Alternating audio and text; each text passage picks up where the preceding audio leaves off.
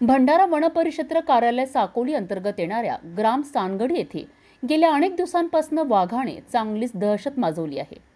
गावाच्या अगदी जवळ गरदेव पेठ येथील परिसरात 10 जुलैच्या रात्रीच्या सुमारास ही धक्कादायक घटना घडली आहे। एका व्यक्तीच्या गोठ्यात शिरून वाघाने तब्बल 5 शेळ्या ठार केल्यात। या घटनेमुळे संपूर्ण सानगडी वासीय भयभीत झाले असून गावात गोंधळ आणि घबराट पसरली आहे।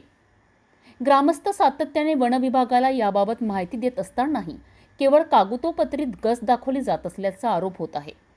गावात वाघाचे मोठे साम्राज्य निर्माण झाले असतानाही वन विभागाने कोणतीही ठोस उपाययोजना केलेली नाही।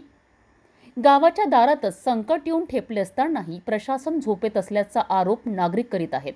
या पार्श्वभूमीवर ग्रामस्थांनी वन विभागाकडे वाघाचा तात्काळ बंदोबस्त करण्याची जोरदार मागणी केली आहे। जर वन विभागाने यावर वेळीच लक्ष दिले नाही तर तीव्र आंदोलनाचा इशाराही ग्रामस्थांनी दिला आहे। किती तारखेला वाघ आला होता? हा वाघ आला होता 10 तारखेच्या रात्रीला। त्यावेळेस जवळपास किती शेळ्या वाघाने हल्ल्यात ठार केल्या? 4 गाभण शेऱ्या ठार केल्या आणि एक बकरा होता। तरी अंदाजे समजा 5 शेळ्यांची किंमत अंदाजे किती म्हणावी लागेल? तरी 1 लाखाच्या जवळपास।